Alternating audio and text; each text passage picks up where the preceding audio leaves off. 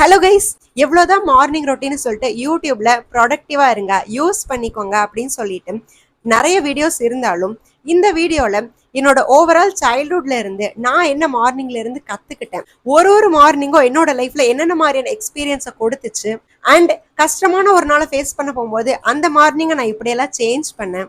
இந்த மாதிரி லைஃப் எனக்கு சொல்லி கொடுத்த லெசன்ல இருந்து மார்னிங் ரொட்டீனை இப்படியும் நீங்க சூப்பரா மாத்தலாம் அப்படின்னு சொல்லிட்டு தான் இந்த வீடியோல சொல்ல போறேன். ஸோ வீடியோ ஃபுல்லா பாருங்க. ஃபர்ஸ்ட் திங், நம்ம மார்னிங் எந்திரிக்கும் போது எல்லாரும் பண்ற ஒரே வேலை உங்களோட மொபைல் எடுத்து ஸ்க்ரால் பண்றது.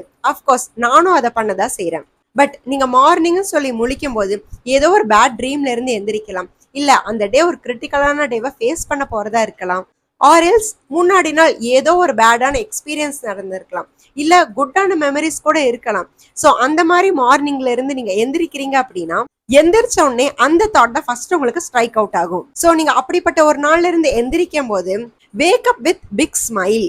இப்போ நான் சொல்ற இந்த விஷயம் என்னடா காலையில எந்திரிச்சோன்னு இதெல்லாமா போய் பண்ணிட்டு இருப்பாங்க அப்படின்னு சொல்லிட்டு கேட்கறதுக்கு கொஞ்சம் பைத்தியக்காரத்தனமா இருந்தாலும், ஒரு கிரிட்டிக்கலான டேவை ஃபேஸ் பண்ண போறீங்களா, இல்ல பேடான ஒரு மெமரியில இருந்து எந்திரிக்கிறீங்களா, இல்ல ஒரு ட்ரீம்ல இருந்து எந்திரிக்கிறீங்களா, அப்படி ஒரு டேல இருக்கும் போது மிரர் முன்னாடி போய் நின்று நீங்க ஹாப்பியாவே இல்லைனாலும் பயங்கரமா ஸ்மைல் பண்ணீங்கன்னா அதுவே உங்களுக்கு ஒரு கான்ஃபிடென்ட்டை கொடுக்கும். மோர் ஓவர் எல்லாத்தையும் தாண்டி எல்லாரும் சொல்ற மாதிரி வேக் அப் ஏர்லி அப்படின்னு சொல்லிட்டு ஈஸியா சொல்லிடலாம், 5 மணிக்கு எந்திரிங்க, 7 மணிக்கு எந்திரிங்க அப்படின்னு சொல்லிட்டு. பட் அட்லீஸ்ட் உங்களோட ரெகுலர் டைம்ல இருந்து ஹாஃப் அன் ஹவர் கொஞ்சம் முன்னாடி எந்திரிச்சிருங்க. அந்த 30 மினிட்ஸ் நீங்க எப்படியெல்லாம் யூஸ் பண்ணலாம்னு கேட்டீங்கன்னா, நீங்க எந்திரிச்சதுல இருந்து அந்த டேவை என்னென்னலாம் பண்ண போறீங்கன்னு சொல்லிட்டு அதுலயே நீங்க ப்ராப்பரா பிளான் பண்ணிக்கலாம். காலையில எந்திரிக்கும் போதே இன்னைக்கு நான் இதெல்லாம் கண்டிப்பா முடிச்சிருவேன் அப்படிங்கிற ஒரு கான்பிடென்ட்டோட எந்திரிங்க.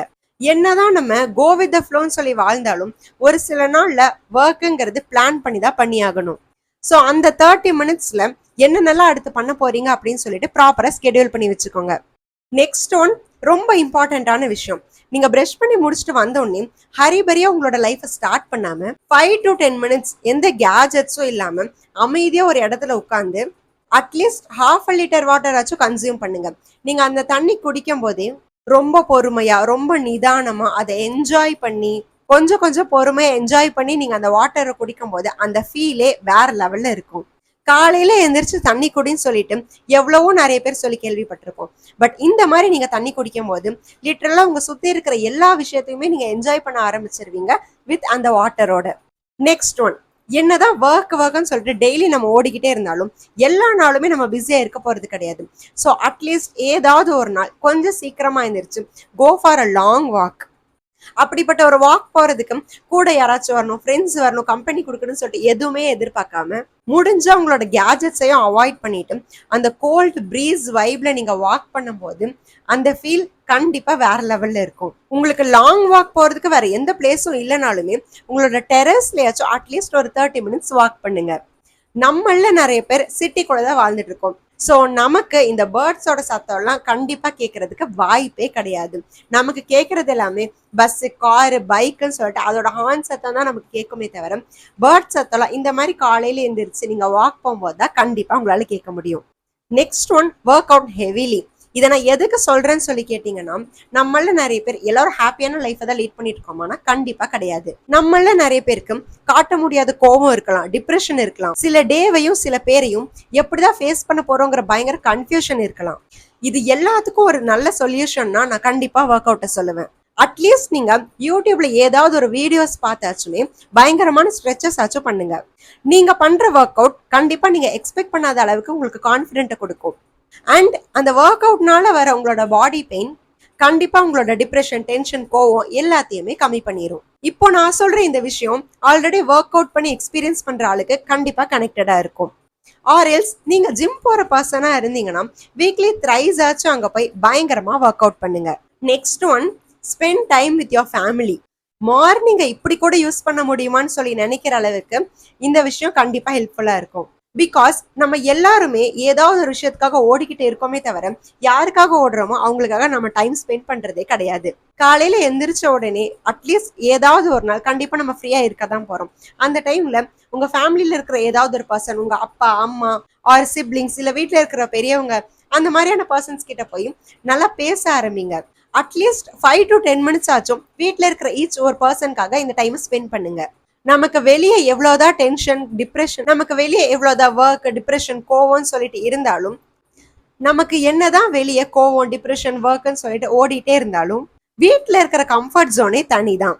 பிகாஸ் வீட்ல இருக்கிற பர்சன்ஸ் கூட நீங்க ஒரு சர்டன் லிமிட்டுக்கு மேல பேச முடியாது அப்படிங்கிறதுக்கான எந்த விஷயமுமே கிடையாது. ஆர் எல்ஸ் உங்க வீட்ல கிட்ஸ் இருக்காங்க அப்படின்னா தாராளமா அவங்க கிட்ட போய் மார்னிங்க ஸ்பெண்ட் பண்ணுங்க. நம்ம லைஃப்ல வெளியே இருந்து கத்துக்காத பல விஷயங்களை நம்ம ஃபேமிலி ஈஸியா சொல்லி கொடுத்துரும். இன்க்ளூடிங் இருக்கிறத வச்சு எப்படி ஹாப்பியா இருக்கிறதுங்கிறதுல இருந்து. Next one, take a good shower. இதெல்லாம் ஒரு மார்னிங் ரொட்டீன் நீ சொல்றியான்னு கேட்டீங்கன்னா அஃப்கோர்ஸ் எஸ். ஒரு ஆவரேஜ் மெடிக்கல் டெஸ்ட்ல ஒரு ரிப்போர்ட்ல என்ன சொல்றாங்கன்னு கேட்டீங்கன்னா, நம்ம உலகம் ஓடுற ஸ்பீடுக்கு மனுஷன் 5 நிமிஷத்துக்கு மேல குளிக்க கூட மாட்டேங்கிறான்னு. நான் ஏன் இங்க குட் ஷவர்னு மென்ஷன் பண்றேன் அப்படின்னா, இங்க எல்லாருமே ஹரிபரியான லைஃப்ல தான் ஓடிக்கிட்டு இருக்கோம். சாப்பிட டைம் இல்ல, தூங்க டைம் இல்ல, வீட்ல இருக்கவங்க கூட டைம் ஸ்பெண்ட் பண்ண முடியல. இந்த மாதிரி எல்லா விஷயத்துக்கும் ஒரு ரீசன் சொல்லிக்கிட்டே இருக்கோம். அதே மாதிரி தான் ஷவருக்குமே. நம்ம லைஃப்ல எது இம்பார்ட்டன்ட்டோ இல்லையோ, செல்ஃப் கேருங்கிறது ரொம்ப இம்பார்ட்டன்டான விஷயம் தான். அதுல பிரஷ் பண்றது, குளிக்கிறதுங்கிறதா ரொம்பவே டாப் ப்ரையாரிட்டி. அதுக்கு கூட நம்ம டைம் கொடுக்கலன்னா எப்படி? சோ இனிமேல் நீங்க எவ்வளவு லேட்டா எழுந்திருக்கிற பர்சனா கூட இருக்கலாம், பட் நீங்க ஷவர் பண்ணணுங்கிறதுக்காக வச்சும் அட்லீஸ்ட் 10 மினிட்ஸ் கொஞ்சம் சீக்கிரமா எந்திரிக்க பழகுங்க. இது ஒரு ஹைஜீனான விஷயங்கிறத தாண்டி நீங்க உங்களை எவ்வளவு செல்ஃப் கேர் பண்ணிக்கிறீங்கிற ஒரு விஷயமும் அதுல இருக்கு. நெக்ஸ்ட் ஒன், ரொம்ப இம்பார்ட்டன்டான விஷயம், நம்ம லைஃப்ல எல்லாரும் பண்ணிக்கிட்டு இருக்கிற விஷயம், அதை கண்டிப்பா நம்மளால மாத்த கூட முடியாது. காலையில எந்திரிச்ச உடனே சோஷியல் மீடியாவை ஸ்க்ரால் பண்றது, தட் இஸ் ஓகே.